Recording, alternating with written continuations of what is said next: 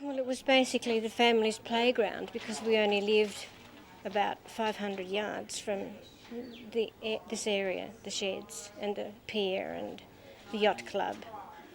Well, the changes, from my recollection, are once they built the stone wall, it changes the landscape dramatically. And all that you see now was all water, and all the dinghies were moored, and all the people would just mill around, and boats would just come in and out. And all this, there was only 3 remaining sheds, but there were many more sheds associated with the fishing group and whoever else owned them. But as a kid, I don't remember who owned the rest of them. But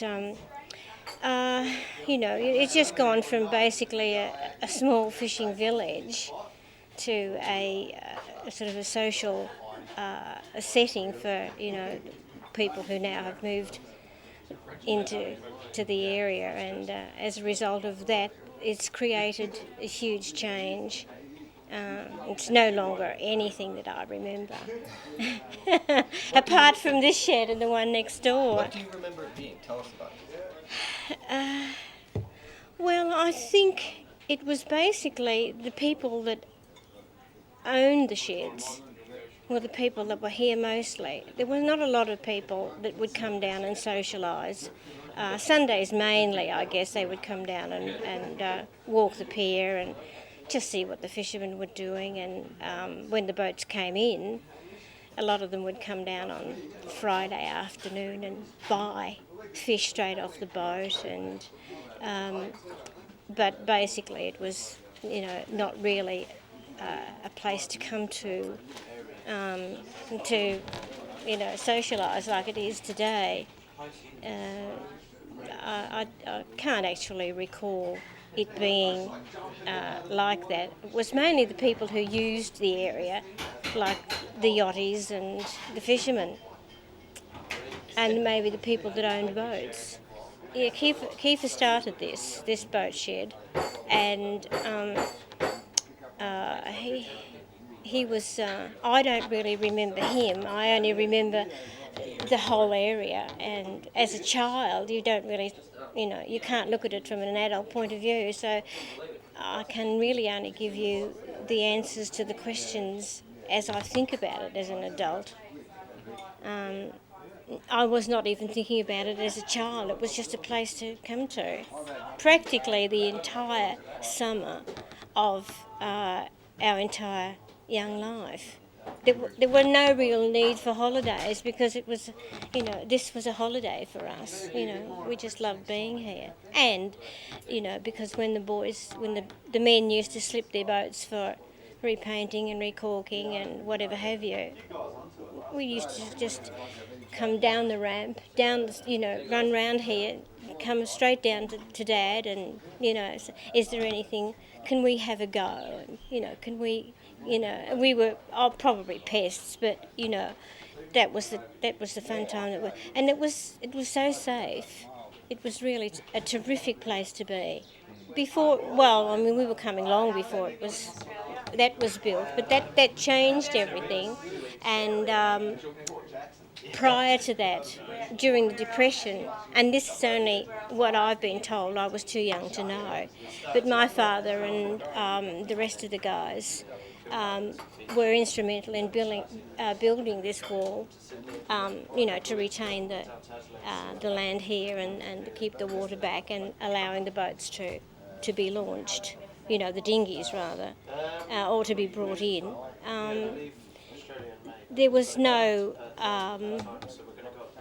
It was slow. There was nothing much happening. It was like, as a child, it's the same day after day after day, and the guys just come and go and talk amongst themselves, or the fishing group would either arrive or you'd see them putting their nets over the pier to dry and picking all the seaweed off, or they were doing, that was their job, and we were just part of the family that that was associated with all that they were doing. And I suppose they didn't really take much notice of us kids. We just belonged to them. Yeah, we swam every day down here at the end of the pier. We spent all our lives diving off the end of the pier and having lunch down here, or then going home and having lunch and coming back again. And it was a totally different life. Being the daughter of an Italian, then, they were probably the very few. There were migrants. Well, my father arrived here at the age of 21, and so he was 21. I think he probably arrived here in 19, maybe, I can't even remember. I'd have to sort of get pen to paper, and if he was alive today, he'd be 104. Because we had this lifestyle, we had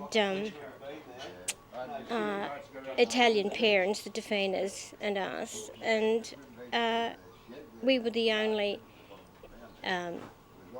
kids at school that had this lifestyle. So when the sharks were caught, and we used to take the big jaws to school for show and tell, and they would nail the shark tail up on the shed, the shed door, to dry out, and we'd take seahorses to school, and we were taking stuff to school that nobody could, that had any access to, and and we were sort of considered very different, and I can say, from at least my point of view, I feel very privileged to be the daughter of, one of the Italian professional fishermen that came here.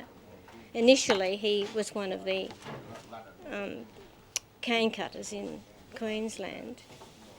Oh, really? Yeah, and then he came down here, and then what did he do then? He worked as a cook at the Florentino for I don't know how many years before we were born, and then he met my mum. See, all the Italians married Australian women because there were no Italian women here. He made enough money and bought a boat and fished for the rest of his life, along with the rest of the guys. But, because he was Italian, we just belonged here, We didn't really need to go anywhere else, And that's all the men did. They either fished, or they were mending nets, or they were playing cards, or they were drinking, and we were all eating, and it was basically a European lifestyle. Down on the beach here. Yeah, right down here on the beach, and it was a situation that was exclusively ours. I don't even remember any other kid being here other than my sister and brother and the Defina boys and Joe Defina's two girls. I don't remember any other kids being part of it. I don't even remember seeing Graham Disney down here either. So, but I was only a kid, and it's you don't actually take in that much. All you do basically is just live your life. Yeah, because I was born and raised in Sandringham, and so were my children. So of course we came. I used to bring my children down here, and I'd take them swimming. In fact, I breastfed my babies on the beach down here because I just, the beach was. There didn't need to be. You didn't need to go anywhere else. It was always the beach. You could always walk to the beach. There was always somewhere to go, and that was the beach. So we've never really left it. All that history belongs to us, and I don't know that the now generations would have any kind of sort of feel for what we experienced. If they could, it would be. It would be great, but I think it's something that you have to have lived rather than know. And you would have to have lived the experience, and rather than just say pick up a mag or a book and read about it. And I guess if they were sufficiently interested enough, it would be to the advantage of the area and to them. But from my point of view, I think because this area means so much to me, I think that they've got to stay. They have to stay. You can't, you can't just say, oh, well, we'll knock this down and put up something new and beautiful. This is beautiful. And I don't believe that change is necessary in this area at all. Well, that's actually the beauty of it, you see, because you don't really have to go that far to find something like this. And if this is allowed, this is allowed to remain, it'll draw. Everyone's drawn to the beach. Everybody, and those that are not as lucky as us that live within walking distance of the beach, everyone's mobile. So this is why it will remain, because everyone's mobile and people will just keep coming here. It's a bit like the new St Kilda kiosk at the end of the pier. That it's got the same historical value, and this is why it should remain. Well, we used to sort of either ride our bikes down here, and just to see if they were in or they were coming in. And if they were already in, they'd be terribly busy boxing the fish, and because they all spoke Italian, they didn't speak English. They spoke English, but they only spoke Italian amongst themselves. And we, of course, never learned, because our fathers were out fishing, and our mothers bring up the children, and they didn't speak Italian, so we didn't learn it, which is more the pity. But it would be an absolute delight to come down here and find that they had moored the boats. And I could tell you what my father looked like. He would row his dinghy just with one paddle, bringing it to get off the boat, and the dinghy would be full of nets, because they would have been netting that night, and they were going to bring them up and put them on the pier, or bring them up and put them, after they were dried, put them on the shed. Well, I can't tell you how long the nets were, but when my father bundled them up, it was the huge round net with corks and sinkers and line. And from a child, it was absolutely enormous. Now, my father wasn't a big man. He was only 5'5", but he was as strong as an ox, and he would just pick this whole thing up, holeless bolus, and put it on his shoulders and walk straight down the pier with it on his shoulders, with his thigh boots turned down. He looked like a pirate. He looked absolutely wonderful. He had his cap on, and they all wore army gear, because all the coats and the trousers and the polo necks were all 100% wool for the army. So they just used to go to the disposals and buy that kind of stuff. That was their fishing gear. So they really looked like soldiers. But this sight of my father walking down from the top of the pier down to here with this massive net, and these thigh boots turned down on both legs, it was a sight to see, I can tell you. An absolute sight. And I must say, I'll never forget it, and with his roller fag hanging out of his mouth as well. So, and they actually, Colin, they all did their job. There wasn't a lot of socialising down here. This was their workplace.